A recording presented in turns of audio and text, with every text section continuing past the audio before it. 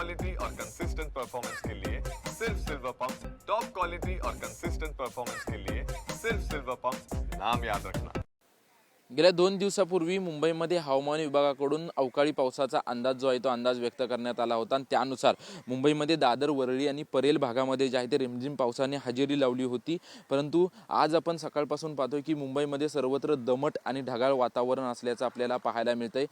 कालची मुंबईमधली परिस्थिती आपण जर पाहिली तर मुंबईमध्ये कुलाबा वेधशाळेच्या अंदाजानुसार 33.9 अंश सेल्सिअसची तापमानाची नोंद झाली, तर सांताक्रूज वेधशाळेच्या अंदाजानुसार 34.5 अंश सेल्सिअसची तापमानाची नोंद जी आहे ते मुंबईमध्ये झाल्याचं पाहायला मिळालं।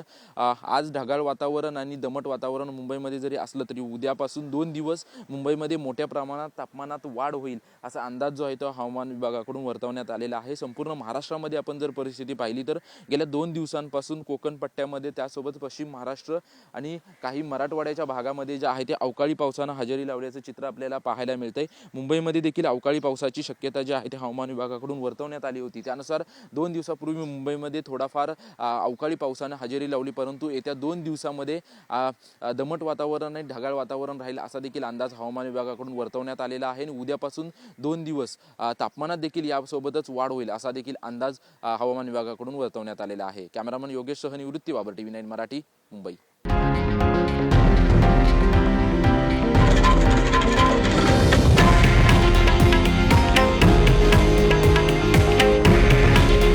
हे आहे देशातील नंबर 1 न्यूज नेटवर्क आणि आपण पाहत आहात TV9 मराठी।